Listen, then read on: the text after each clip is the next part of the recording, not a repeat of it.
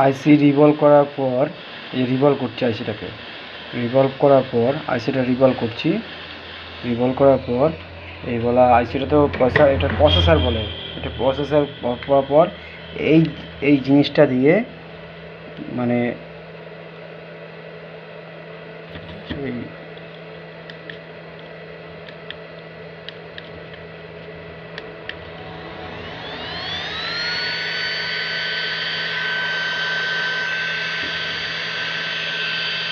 এটা দিয়ে র্যামটাকে ঠান্ডা করা হয়।